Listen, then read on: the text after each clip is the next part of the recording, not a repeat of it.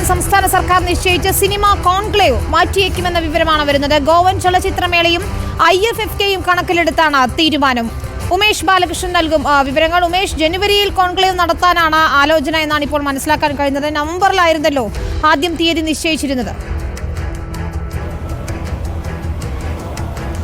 November 24-25 തീയതികളിലായിരുന്നു ആദ്യം conclave നിശ്ചയിച്ചിരുന്നത്. കൊച്ചിയിൽ Kerala state film development കോർപ്പറേഷൻ്റെ നേതൃത്വത്തിലായിരുന്നു അത്തരമൊരു കോൺക്ലേവ് നടത്താൻ തീരുമാനിച്ചത്. എന്നാൽ അതേ ദിവസം, അതായത് നവംബർ 20 മുതൽ 28 വരെ ഗോവൻ ചലച്ചിത്രോത്സവം നടക്കുകയാണ്. ഈ സാഹചര്യത്തിൽ കൂടുതൽ ചലച്ചിത്ര പ്രവർത്തകരും ഗോവയിലേക്ക് പോകേണ്ട സാഹചര്യമുണ്ട്.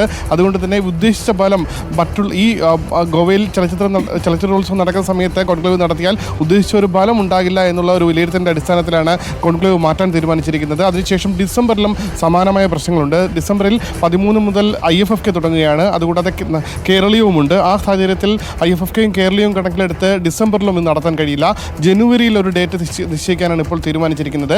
അത് മുഖ്യമന്ത്രിയുടെയും മന്ത്രിമാരുടെയും എല്ലാം സമയം ചോദിച്ച ശേഷം മാത്രമായിരിക്കും അക്കാര്യത്തിൽ ഒരു അന്തിമ തീരുമാനം ഉണ്ടാകുക. എന്തായാലും നവംബറിൽ 24-25 തീയതികളിൽ നിശ്ചയിച്ചിരിക്കുന്ന കോൺക്ലേവിൽ മാറ്റമുണ്ടാകും. അത് ജനുവരിയിൽ മുഖ്യമന്ത്രിയുടെയും സാംസ്കാരിക മന്ത്രി അടക്കമുള്ളവരുടെയും ഡേറ്റ് നിശ്ചയിച്ച ശേഷം അതിന് അന്തിമ തീരുമാനമെടുക്കും. വിനീത. ശരി, ഉമേഷാണ് വിവരങ്ങൾ നൽകിയത് തിരുവനന്തപുരത്ത് നിന്ന്.